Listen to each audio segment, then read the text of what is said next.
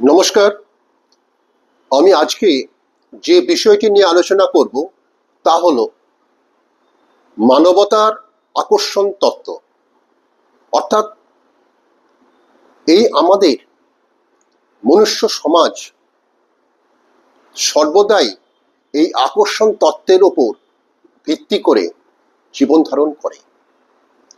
পিতামাতার সঙ্গে সন্তানের একটা আকর্ষণ থাকে, আবার সন্তানেরও পিতামাতার সঙ্গে একটা আকর্ষণ থাকে।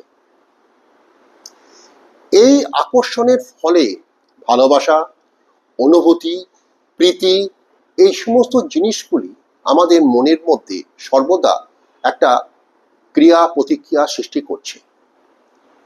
শিশু অসুস্থ হলে পিতামাতা বুঝতে পারেন, আবার পিতামাতাও অসুস্থ হলে শিশু বুঝতে পারেন।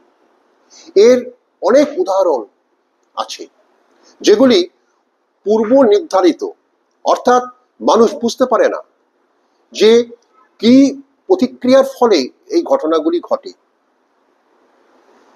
যেমন আমি একটা উদাহরণ দিচ্ছি যে আমরা যখন ঈশ্বরকে ডাকি তখন আমাদের মনেতে একটা স্তর তৈরি করি।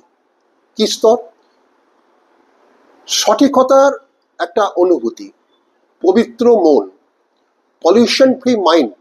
পলিউশন ফ্রি মাইন্ড যদি থাকে তাহলেই আমরা ঈশ্বরের স্মরণ করতে পারি।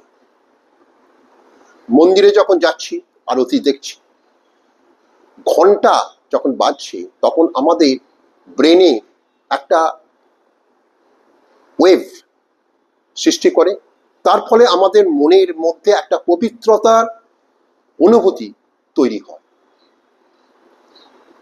এই অনুভূতির ফলে ঈশ্বরকে ডাকা যায়।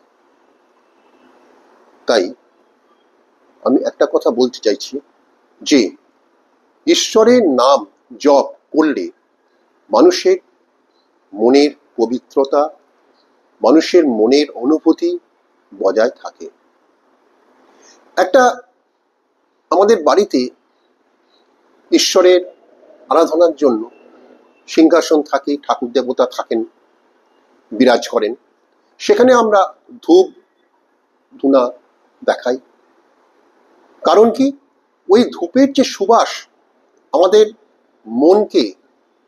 মনকে অনুপ্রাণিত করে, তার ফলে কি হয়? আমরা ঈশ্বরকে সহজে ডাকার একটা পরিবেশ সৃষ্টি করতে পারি। নমস্কার।